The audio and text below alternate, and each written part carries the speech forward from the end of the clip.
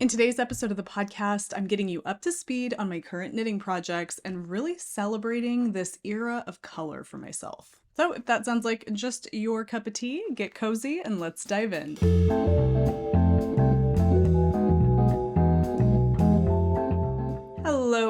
Hello, and welcome to the Wool Needles Hands Knitting Podcast. My name is Taylor, and I will be your host. And I am accompanied today by Gladys, my dress form here, who is wearing something that I'm really excited to show you some progress that I have made on it. That doesn't make any sense. Gladys is wearing a sweater I've been working on, and I'm really excited to share the progress that I've made. Plus, I have another sweater that I've made a little bit of progress on, and I have a plan for a really super chunky cozy blanket that I want to knit or crochet in the very near future.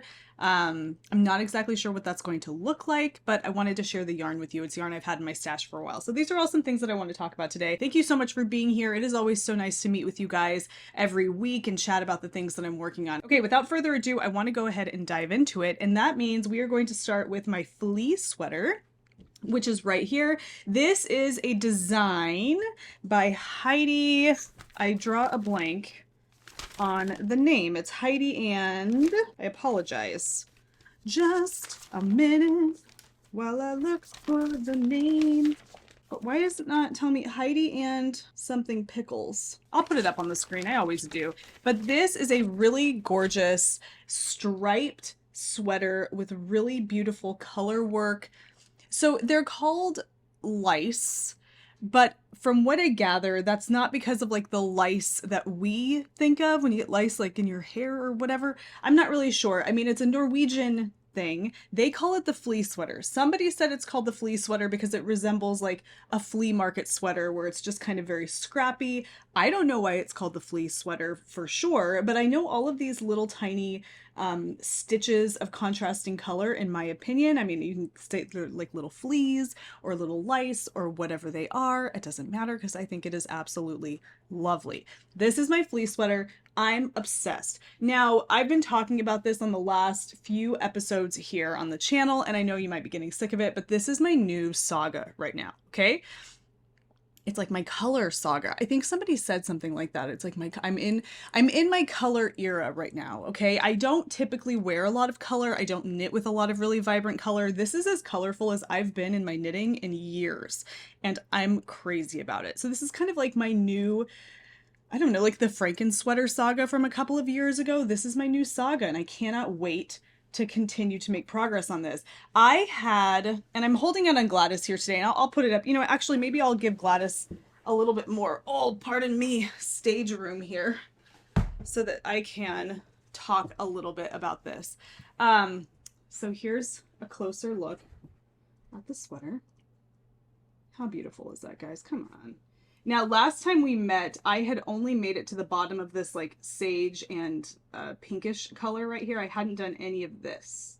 And so the pattern, the color part of the pattern hadn't repeated yet. And I love looking at it now that it's repeating. So my colors go from this tan and white, or not tan and white, this tobacco and white, blue and red, yellow and brown, which is like a real deep brown, pink and sage, and then it starts over again here. But what I'm doing, this isn't even like the repeat of the whole pattern. This is just the repeat use of the colors. But now this time, the white is the main color, and that tobacco is the contrasting.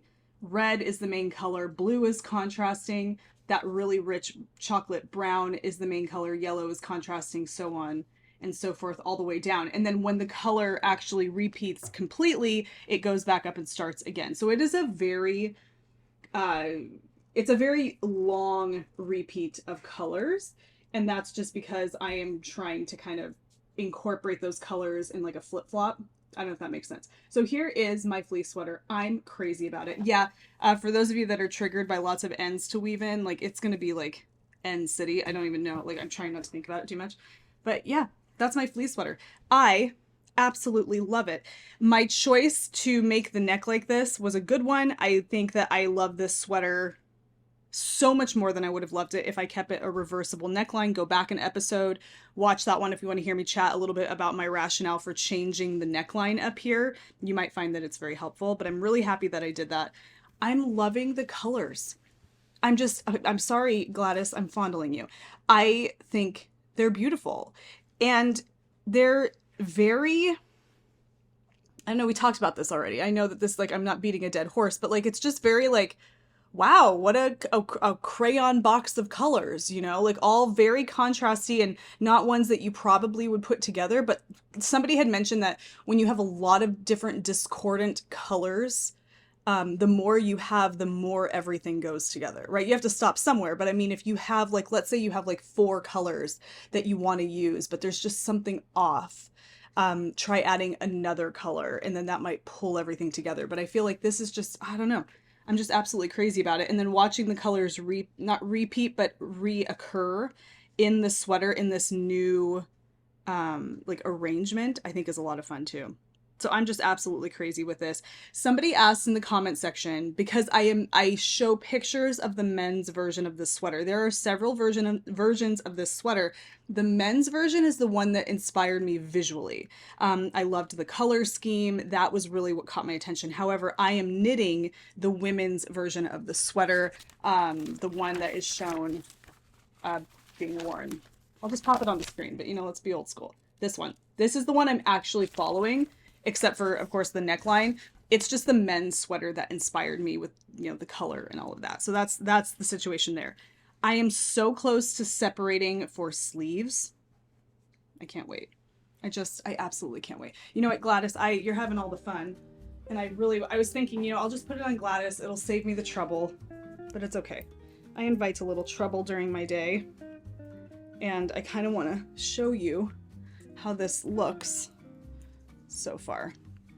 Okay, let's see. It's whenever I do this, I always end up putting it on skewed. There. Oh man, how cute. Get the hair out of here. What am I even doing? Okay, how cute is that, right? Yeah, so I'm really close to separating for sleeves. It's hard to tell because of how it's like all it's, yeah, there. I love it. Oh, it's so, somebody said it's like folk art and it uh-oh, hold on. Hello? Okay, sorry. I just got a call from my kid's school. Everything's fine. I feel like my kid goes to the nurse's office, my littlest. He's always up in the nurse's office for something. And I swear I feel like they send them to the nurse's office for anything. And that's fine, you know, it's fine. But I think he needs like a punch card, you know, every 3rd visit's free or something. It's really something we need to work on. And it's not for he's not sick. Okay, it's usually for like, I tripped or something. I think he gets, you know, tired of being in class, that kind of thing. Loving this. Okay, so that is my fleece sweater. And I'm crazy about it. I'm gonna go ahead and give it back over to Gladys. Bring it over here. Yeah, you get to have that in there, Gladys. That's for you. Okay. Okay, we're back in business for officially now. Last time we chatted, I didn't show you anything other than my fleece sweater, but I have recently cast it on to another sweater, and that one is, oh, somebody asked what my fleece sweater is living in. I forgot to mention this. This is by Jezebel B, and this is part of her La Rouge collection, and it is this gorgeous whole grain leather arm bag. I get compliments on this from people just all the time. You button it and you can hang it over your arm. It is just the most supple and luxurious bag ever. I'll link to it down below if you're interested. But my next sweater is a cardigan. And even though it is more muted in color, it is colorful. And it is the Cocktail Cardigan by Marie-Christine Levesque. And I'm crazy about it too, but I don't really have a whole lot of this to show you. I got a little bit though, and it's actually, I mean, it's starting to become a cardigan. What? Taylor's knitting an actual cardigan? Yes, I am. And look at that. It's coming together. Look how pretty this yarn is. I'll show you it in the skein in just a second. Isn't that beautiful? So pretty.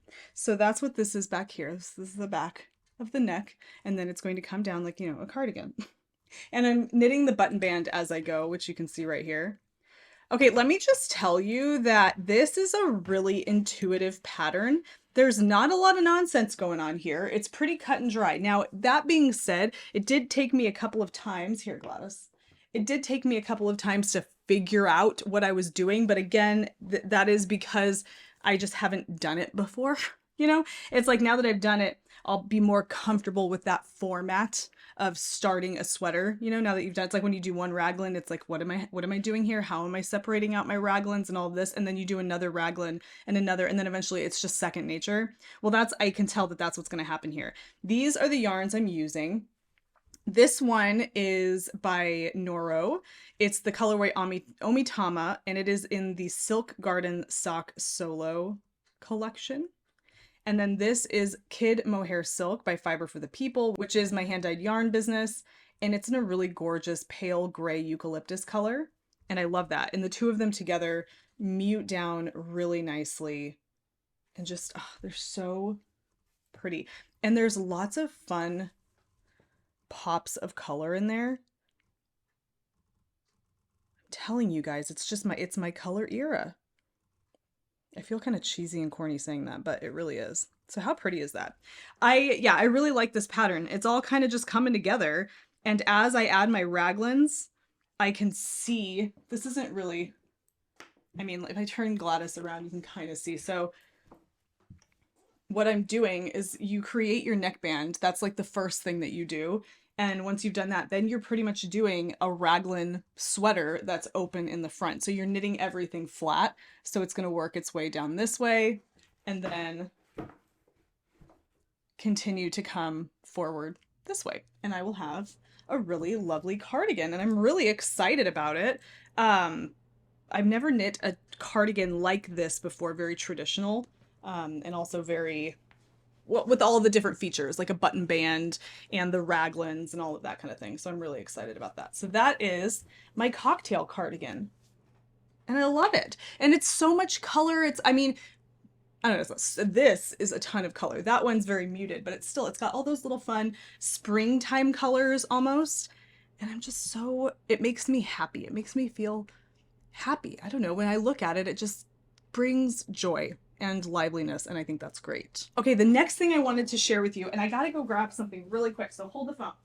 Okay, I have this yarn in my stash. It is this, and I have brought this yarn onto the podcast, I think like 3 times now, with ideas of what I want to do with it, and I have yet to execute any of those ideas.